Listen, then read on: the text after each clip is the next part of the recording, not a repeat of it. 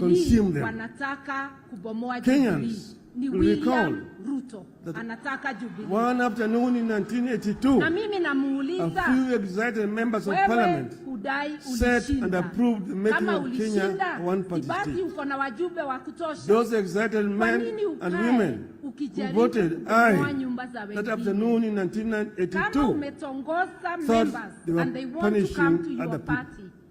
A number of them became the very first victims of the snares they thought they were laying for others.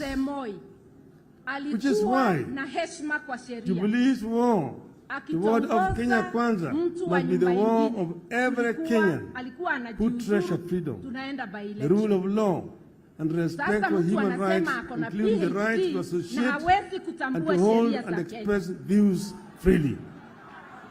I must commend Jubilee Party for remaining strong, focused in the face of sustained state-sponsored onslaught. All we need is respect for the rule of law. The party recognizes its responsibility to Kenyans to defend and sustain our hard-won multi-party system. More importantly, I commend the Jubilee Party for continuing to fight for lowering of cost of living, electoral justice, inclusivity in appointment in public office, and abolition of excessive taxation of Kenyans. I want to assure you that we will fight this battle together and we will win it together. Failure is not an option. This is a great assault on democracy. Failure is not an option. As we push for respect for political parties, I want to make a heartfelt call on our country to respect leaders who have served our nation and handed over the baton to others. In the recent months, we have seen very uncouth, very primitive and unwarranted attacks on the person and property of His Excellency Uhuru Kenyatta and his family, including the founding president, Mr. Jamuhuri. Shame on them. To the people of Kenya. Nothing could be more uncouth than what we have witnessed in this regard, especially when it comes from men and women who call themselves leaders, who expect to be respected once they retire, unless they plan to die in office. I must commend my brother and our fourth president, Uhuru Kenyatta, for the dignity and decorum with which he has borne the insults and abuses for the sake of the stability of the nation, the peaceful coexistence of Kenyans, and the dignity of Kenya's presidency. I personally, there will be no talks. That will be the result. If you really want to sit down, show respect to Azimio and its constituent parties. And take that as a serious warning shot. Kenyans are tired. Na mambo ya ushuru, wewe Zakayo, utashuka. Tango huru. Utashuka, na usiposhuka Wakenya watakushukisha. Watu wengi wanalala njaa, hawawezi pata chakula ya kutosha. Watoto hawaendi shule. Vijana wengi hawana ajira. Na ile tu unafanya, unataka kuweka ushuru hata kwa hewa ile tumepewa bure na Mungu. Ukisikia kinara wangu akisema punda amechoka, utakuja kuelewa hiyo ni kusemaje ukiendelea vile unaendelea. Mimi nikimalizia nataka kusema hivi. Nchi ambayo haina msingi wa heshima haiwezi ikaendelea, itazambaratika. Na heshima ni kusema hata kama hunipendi, nipatie haki zangu kisheria. Huwezi ukaingilia rais amestaafu, wewe umuone kama si Mkenya, uingilie haki zake na za jamii yake. Shame on you. Kenyans will not tolerate lawlessness, owing to the wa adabu, kuingilia mali ya wenyewe, kutusi watu kila siku. Iko watu hapo na sitataja majina yao wasichafue. Nitachafuka mdomo tafadhali. Mtawajua. There are people who are behaving like village bullies. Kazi yao ni kutusi watu kila siku. We are not going to accept to be bullied into silence. You can insult all you want, but we are not going to be cowed down. We shall stand for our rights, and we are going to liberate ourselves and our country, whatever it takes. That is a notice to you. Na kwa jamii yetu ya Wakikuyu, muririkane na ngwaria gegesugu, muririkane ona mbiti itere aria mwana. Yani, even a hyena does not eat its own. How come that we have become worse than hyenas? How can you go to attack the property of one of us? We want you to respect not that just the properties of those who belong to our community, but of every Kenyan. Because a nation without the rule of law cannot stand. Mimi naomba, wewe vijana mnapotoshwa, msipotoshwe tena. We shall live in harmony, na hata tukishukisha Zakayo, tutamshukisha in harmony. Aende nyumbani in harmony, na Kenya iendelee in harmony. Sisi si watu wa fujo. Sisi ni watu wa kufuata sheria na amani. Iko kijana yangu moja aliongea hapa, na nimemwambia nitamkosoa kidogo. Hata ikiwa ni mtu ametukosea, awe mama awe baba, tusimuingilie kimaumbile, tuingilie vitendo yake. Na hiyo ni kusema sio leo peke yake, kila siku. Hata akiwa ni mama, please stop yourself from issuing any criticism or insult that is gender based. Sababu utakuwa utatusi hata wale tumeketi hapa bila kujua. Kama ni mwanaume pia hatutamuingilia kimaumbile. Tutamuingilia kulingana na vitendo yake. Kwa hivyo, long live multipartyism, long live Jubilee, and long live Kenya. Asanteni sana. Asante sana. Thank you so much. Makofi kwa mama, makofi kwa mama. Ili tuweze sasa kuinuka, tumukaribishe Baba Raila Amolo Ondinga, the people's president. Sasa ni wakati wake. Wapi wimbo yetu?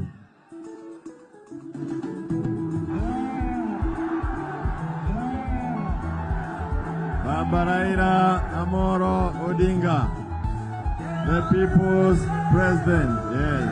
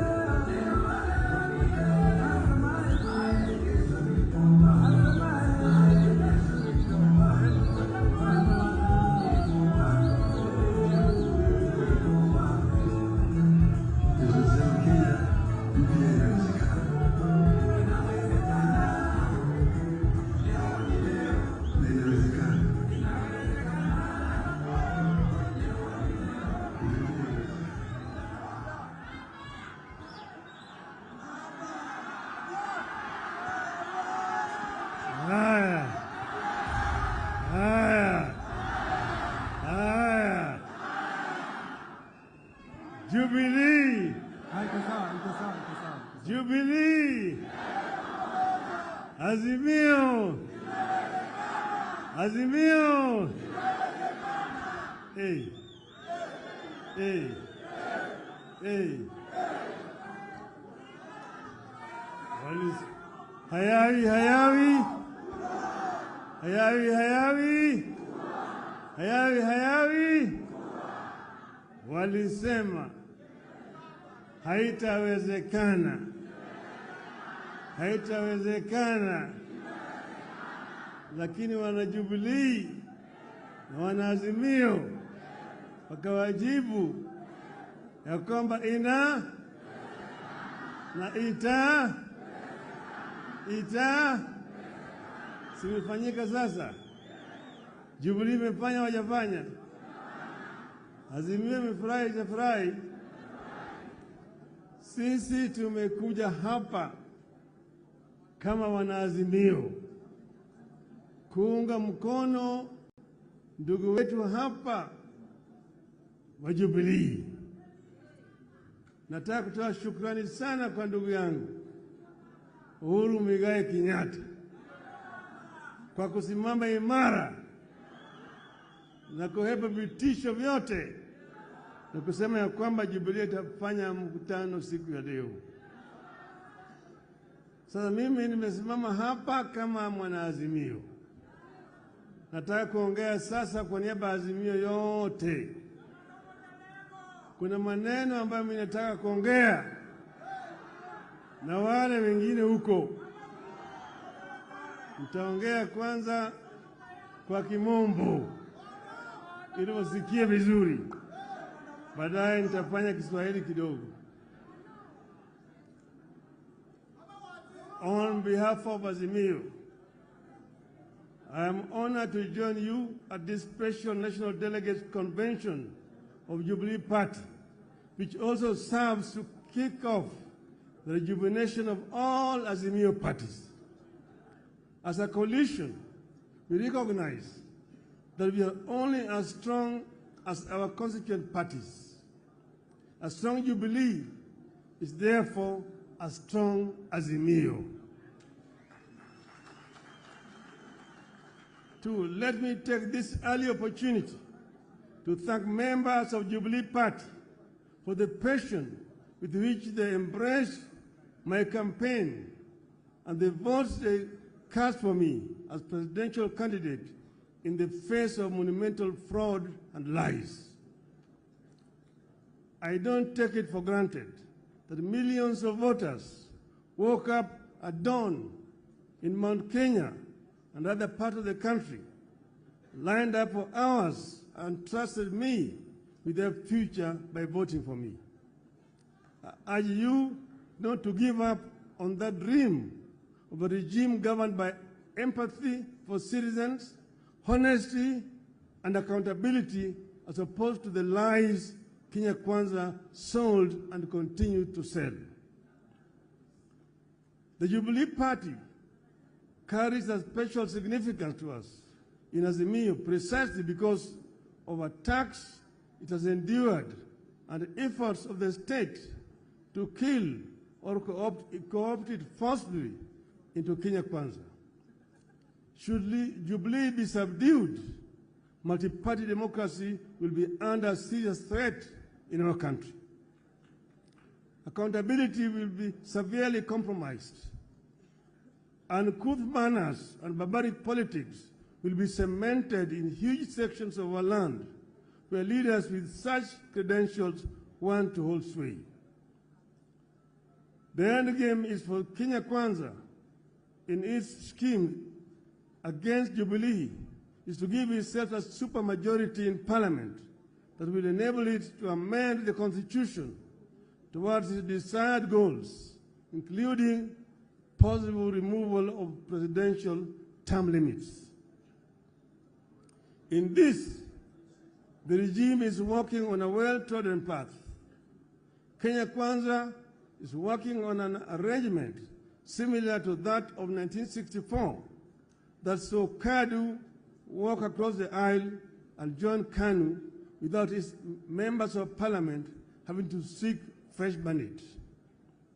Kenya Kwanza wants to ensure Jubilee as a party does not continue to exist on this side of the aisle.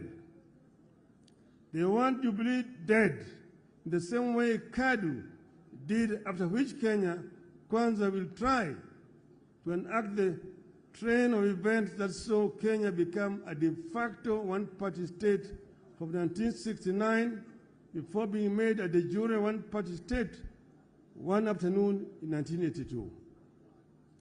Kenyans need to appreciate that the desire to kill alternative forms of political organization is the initial step on the path to a full-blown dictatorship. Next will be a freeze in the people's participation and representation in political affairs of the nation.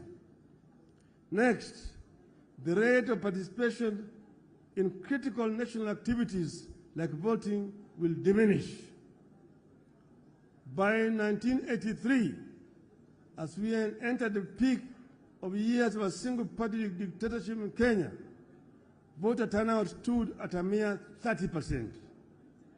It is therefore upon us, the parties and those who have this hindsight of history, to ensure that what happened once does not happen twice. The parties, while those in government may think they will be insulated should the regime succeed in destroying multi-party systems, history tells us that as soon as the regime in power succeeds in killing opposition, it will turn inwards and kill debate and dissent within its own ranks. The governing party will become a tool of the office of the president to manage opposition from within and without. When that happens, only one voice will matter, that of the president. Even those politicians who now think they wield power in the government party will not know where they lost the plot. The people trying to kill or take over Jubilee and hand it over to Kenya Kwanza may not be fully aware of the complex schemes being plotted by their sponsors. They are mere pawns in a game that will eventually consume them. Kenyans will recall that one afternoon in 1982, a few excited members of parliament set and approved the making of Kenya a one-party state. Those excited men and women who voted aye that afternoon in 1982 thought they were punishing other people. A number of them became the very first victims of the snares they thought they were laying for others. Which is why Jubilee's war toward of Kenya Kwanza must be the war of every Kenyan who treasures freedom, the rule of law, and respect for human rights, including the right to associate and to hold and express views freely. I must commend Jubilee Party for remaining strong, focused in the face of sustained state-sponsored onslaught. I am happy that the party recognizes its responsibility to Kenyans to defend and sustain our hard-won multi-party system. More importantly, I commend the Jubilee Party for continuing to fight for lowering of cost of living, electoral justice, inclusivity in appointment in public office, and abolition of excessive taxation of Kenyans. I want to assure you that we will fight this battle together and we will win it together. Failure is not an option. Failure is not an option. As we push for respect for political parties, I want to make a heartfelt call on our country to respect leaders who have served our nation and handed over the baton to others. In the recent months, we have seen very uncouth, very primitive, and unwarranted attacks on the person and property of His Excellency Uhuru Kenyatta and his family, including the founding president, Mr. Jomo Kenyatta. Shame on them. Nothing could be more uncouth than what we have witnessed in this regard, especially when it comes from men and women who call themselves leaders, who expect to be respected once they retire, unless they plan to die in office. I must commend my brother and our fourth president, Uhuru Kenyatta, for the dignity and decorum with which he has borne the insults and abuses for the sake of the stability of the nation, the peaceful coexistence of Kenyans, and the dignity of Kenya's presidency. I personally thank Uhuru for choosing to fly high when they have hit an extreme low. I call for respect of retired leaders, not because Uhuru is with us in Azimio. I say it because it is what I believe in. It is what civilized people should do and believe. It is what happens in civilized nations. Kenyans will recall that when NAC took power in 2002 and excited cabinet ministers bayed for the blood of the then retired President Daniel Arap Moi, I said no. I said no to the intended frustration of a man who had held various leadership positions right from before independence, ending up as our president for 24 years. As I said when we launched Azimio in Nakuru on 16th of August 2021, you must cleanse this land of the spirit of anger and bitterness, revenge and entitlement that the presidency continues to ooze. You must also build electoral systems that are resilient, transparent, accountable, and respect the wishes of the voters as expressed at the ballot.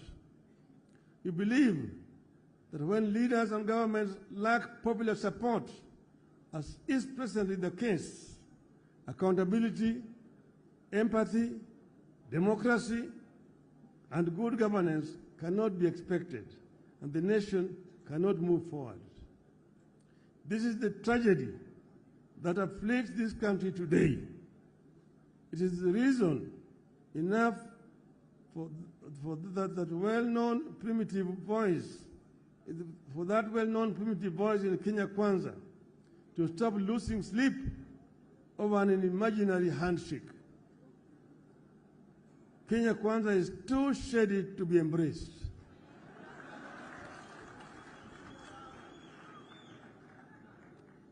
That is why we have agreed to give dialogue a chance.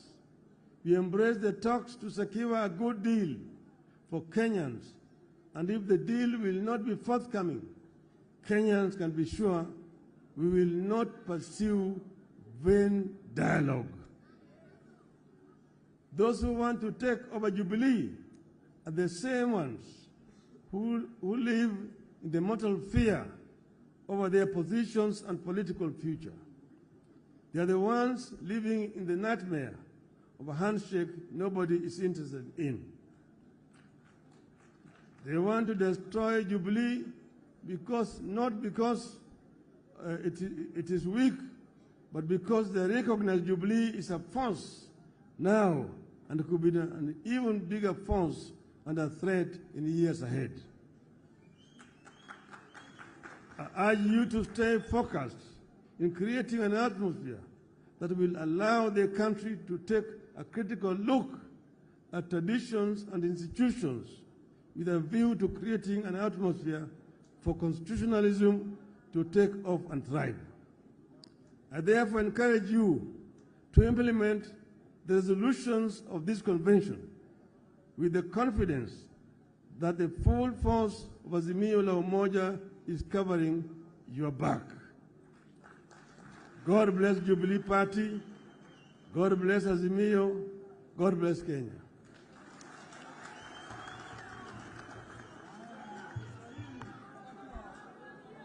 Haya. Sasa nitasema kwa muktasari. Swala nyeti ambayo tuko nayo hapa, kwanza ni mambo ya gharama ya maisha ambayo imepanda sana. Pili, bei ya unga imepanda, bei ya mafuta imepanda, bei ya sukari imepanda, hata karo ya shule imepanda na kodi ya nyumba. Sasa njia hiyo wanataka kuongeza ushuru. Juzi niliwaambia kwamba punda imechoka. Punda imechoka. Niliwaambia ya kwamba Wakenya hawawezi tena kumudu ushuru zaidi. Ile ambayo wanatozwa wakati huu nataka yapunguzwe. Manake Waswahili walisema ati kibebasho kikivuja nafuu kwa mchukuzi. Kwa hivyo mambo gharama ya maisha tutazidi kupigana juu yake. Pili ni mambo ya uchaguzi. Mambo ya saba. Tulisema mpaka saba ifunguliwe. Juzi nilipoambia wanasema saba ilifunguliwa. Nikauliza ilifunguliwa wapi? Wanasema mambo ya uchaguzi ilikwisha. Sisi kama Wazimio si watu ambao wanalalamika kwa hovyo.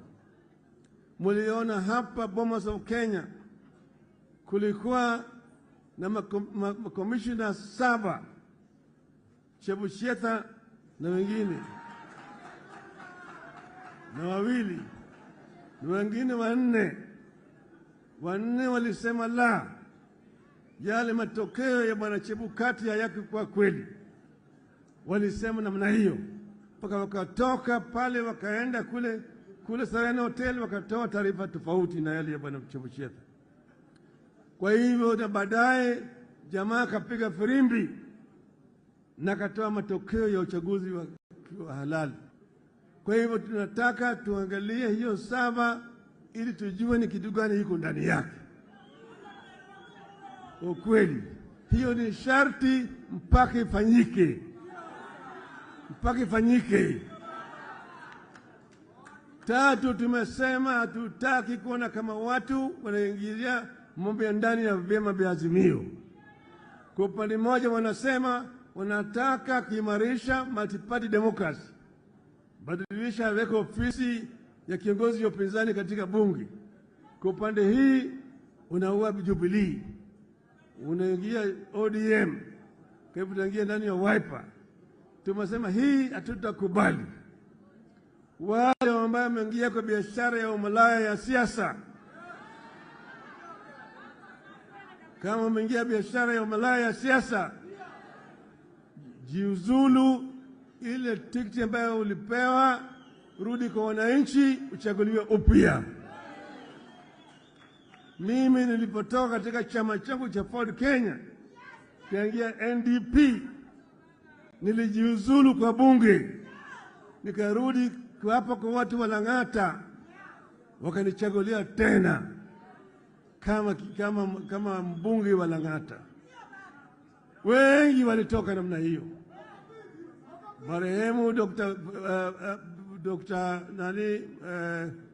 Protas huko Kisii, Likoa, Mumanyi, Shamala, Apili Wawire, Aniri na kadhalika. Wengi walijirudi katika uchaguzi. Kwa hivyo tunasema badala ya kuchukua Jubilee uende naye katika Kenya Kwanza, toka kwenda peke yako, nasimama na chama ya Kenya Kwanza au UDA, tuonane na wewe kwa kiwanja.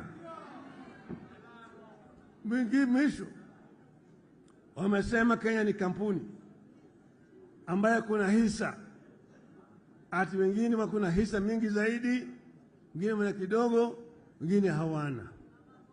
Swali ni kwamba kama kuna Wakenya ambaye hawana hisa, wanafanya nini Kenya? Wanafanya nini Kenya? Kama hatuna hisa, unatutoza ushuru ya sababu gani? Unasema tulipe 3% ya pesa yetu na nyumba waweze kujengea sisi. Tumesema ikiwa kama nyinyi mnasema mambo ya hisa, na tunataka Bwana Ruto atuambie mimi kama yeye anaunga mkono mambo ya Bwana Gachagua. Bwana Gachagua ndio naibu wake. Ukisema ya kwamba Kenya ni kampuni, basi sisi tutakustaki, tunaenda kwa Umoja wa Mataifa tuseme tunataka self determination. we cannot be treated as second-class citizens, that only those who voted for Kenya Kwanza are entitled to employment and entitled to services by this government. If that is the case, then the rest of Kenyans will ask for self-determination. Tumesema hao watu wamedhulumu Kenya zaidi. Kila siku wako kwenye runinga wanapiga kelele, wanabweka kwa Kenya. Sisi kama Wakenya hatuwezi kutishwa. Kwa hivyo kama nyinyi mnataka mazungumzo, tulisema mwezi moja. Sasa imebaki siku 14. Siku 14 imebaki. Kama yule kamati ya Otiende na yule mwenzake haijawezi kupata suluhisho kwa mambo matatu. Mambo ya gharama ya maisha. Pili, mambo ya saba. Na tatu ni mambo ya vyama ziwe huru. Tutarudi uwanjani. Na uwanjani sisi hatuwezi kutishwa. Mama imara, mko tayari? Mko tayari? Angapi wako tayari? Nione mkono hapa.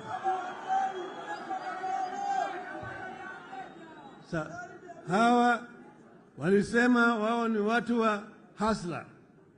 Sasa lugha ya hasla sasa imepotea. Hawataji mambo ya hasla tena hata kidogo. Wanaongea juu ya wadosi peke yake. Na wale wadosi ambao wanaongea juu yao ni wale ambao wanaiba rasilimali yetu. Maana kashfa kila siku. Mambo hii ya ati neti ya umbu pale. Ni nani yuko pale? Si mnajulikana? Bwana Richieta na watoto wake. Watu tunajulikana. Mambo ya sukari.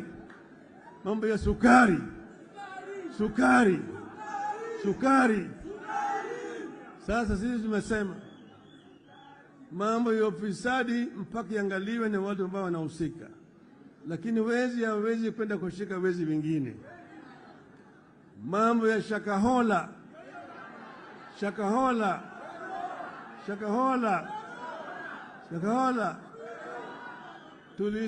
Tuliona Bwana Makenzi katika Ikulu.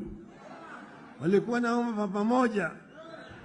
Shakahola ni State House Annex. Wale hawezi kufanya uchunguzi ya Shakahola. Ndio niwaambia Bwana Ruto, wewe koma kabisa, huna uwezo wa kuunda tume ya kufanya uchunguzi, wewe ni mshukiwa.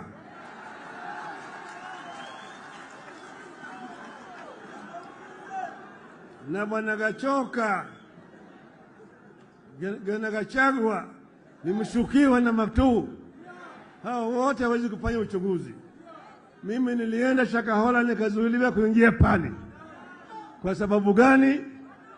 Maanake wanajua mimi nitaona ukweli huko. Sivyo? Kwa hiyo sisi tunasema Wakenya sasa wamechoka. Miezi 8 peke yake imetosha. Punda imechoka. Tunataka mabadiliko. Si mnataka mabadiliko? Wangapi wanataka mabadiliko? Nione mkono hapa. Jubilee.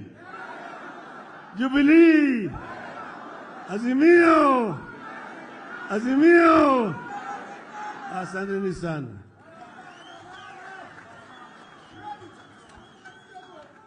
Asante sana baba. Asante sana baba Raila Amolo Ondinga. Tumesikia hotuba zote na ni shukrani kubwa. Asanteni sana. Nataka kumuita Mheshimiwa Shebesh kuja tunapomalizia, useme kwa kifupi shukrani kwa viongozi ambao wamekuja pamoja na yale ambayo yote pamoja. Thank you so much. Jubilee. President wetu, our party leader Uhuru Muigai Kenyatta wacha nianze na kusema asante kwako. Tunakupenda bure. Watu wa Jubilee, ni kweli ama si kweli? Ukiona Uhuru roho yako inasikianga aje?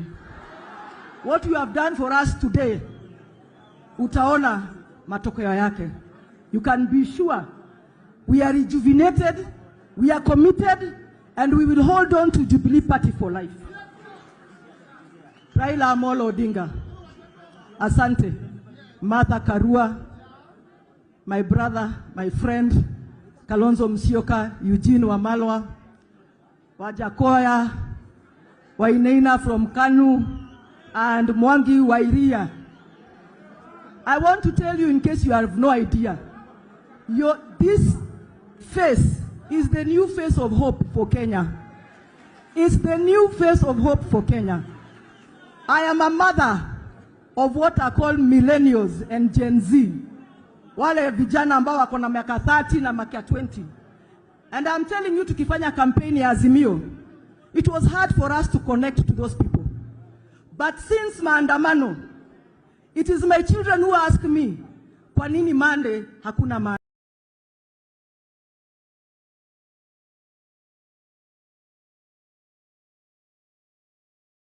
maandamano? So I want to say to the new face of Kenya and the new hope of Kenya, which is Azimio, don't tire. Because the hopes of Kenyans that you are carrying are not only our generation, but this generation that we must hold strong. I want to say thank you to our SG, Jeremiah Kioni. Where are you, Jeremiah Kioni? SG, Aki, kuja tu hapa kidogo. You know, if you know a political party, na unajua uchungu ya political party, then you must understand the role Jeremiah Kioni has played for us to be here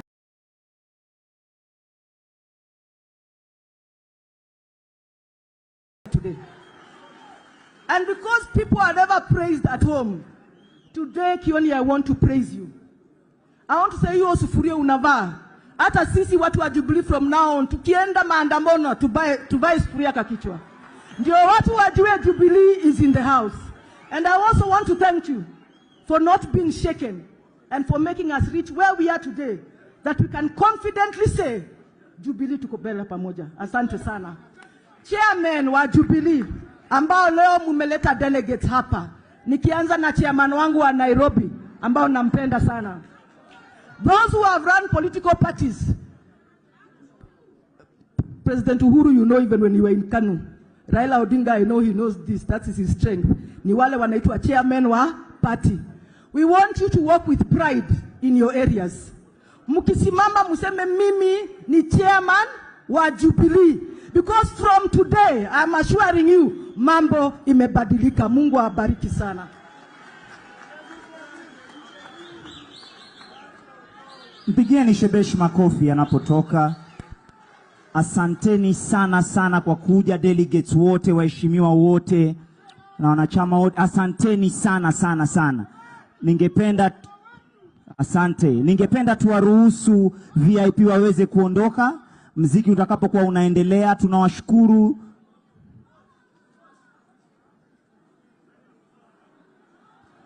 Tunataka tuombe. Reverend pale ulipo, Reverend njoo tufungie na maombi. Reverend naomba utufungie na maombi.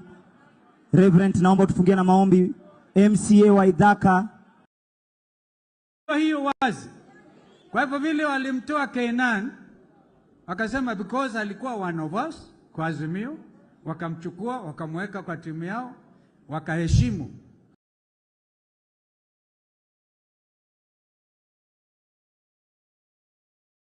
Vile wananchi walivyokuwa wakizungumza, wakamtoa, basi tukarudi kwa meza. Vivyo hivyo, if we all believe in the future of democracy in this country, at this particular time, mimi na hesabu, kwa sababu nimeona kwingine demokrasia ikidhulumiwa, mniruhusi, nimesikia on BBC radio ama television na CNN, watu wa Pakistan, watu zaidi ya 10,000 wameshikwa, wamewekwa ndani kwa kujaribu kudefend Bwana Imran Khan na demokrasia.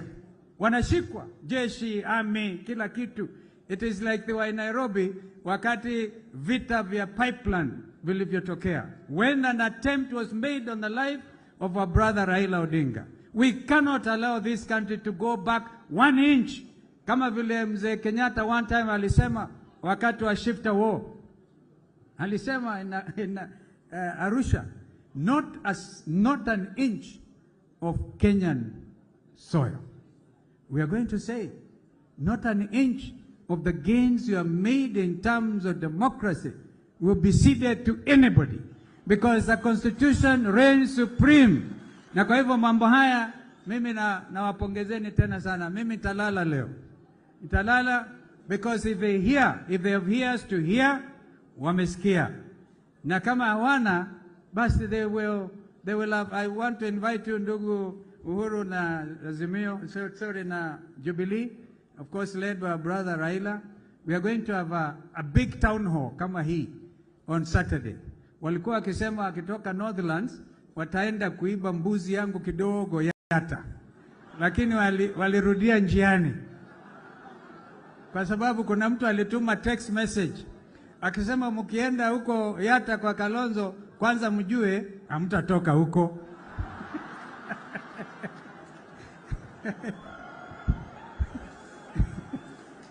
Na tena mkijaribu mjue mtakuwa slaves, kazi yenu ni kufanya fencing na kulinda hiyo mbuzi na kondoo. Wakaogopa hakufika. Nikasema kuna malaika wanalinda. Kuna malaika analinda nchi hii. Na nchi hii kamwe haitarudi nyuma. Kwa hivyo mimi nakushukuru sana ndugu, because honestly you cannot touch the political rights of any Kenyan. And I'm told this matter was actually even canvassed before the courts of law. Kwa hivyo waache kutisha watu. We all belong to this country. Those who believe Kenya is a limited liability company, wajue that Kenya is for every Kenyan.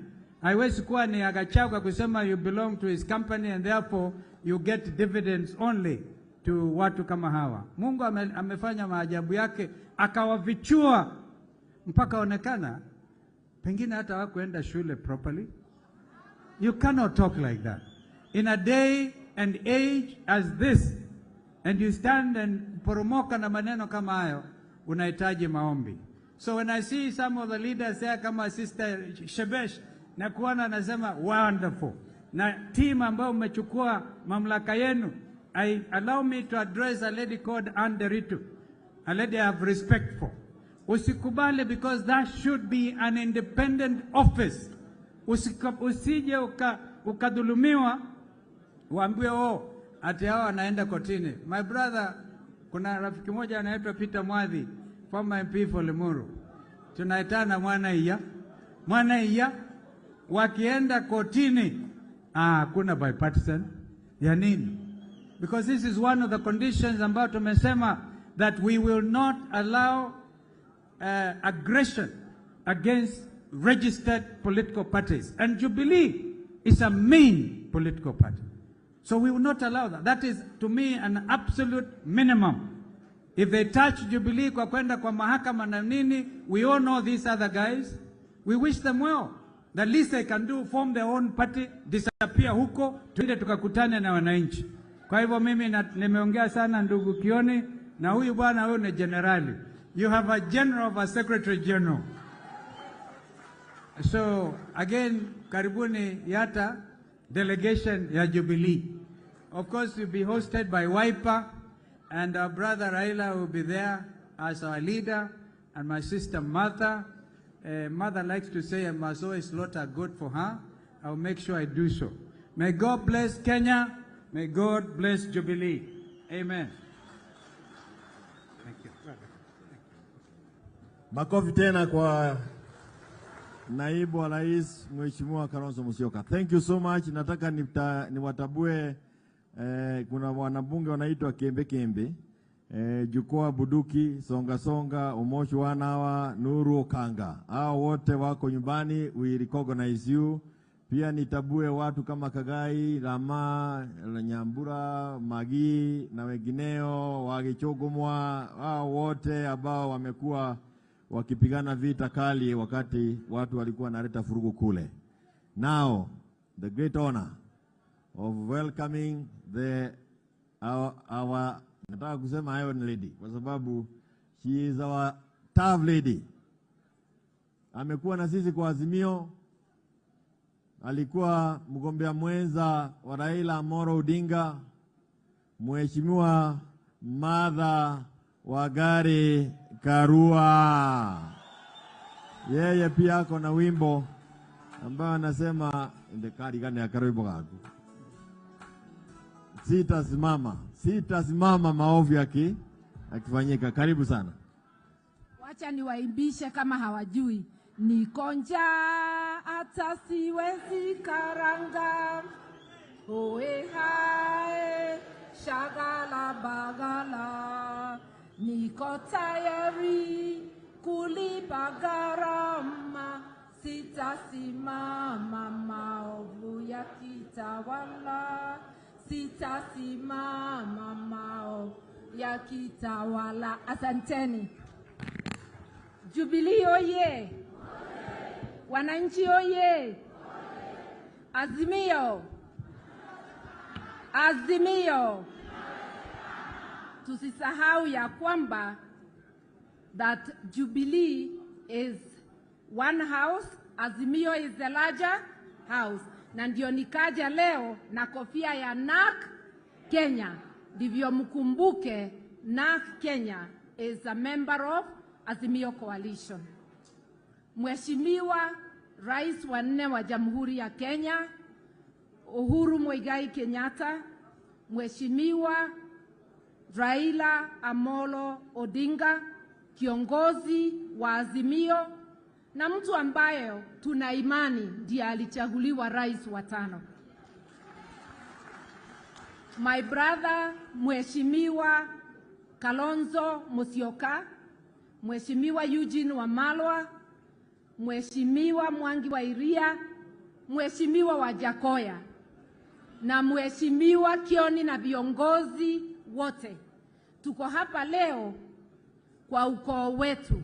We are here because Jubilee is a part of Azimio, an integral part of Azimio. Tumekuja kusimama nanyi, mumekuwa mkiingiliwa, mkitishwa na hata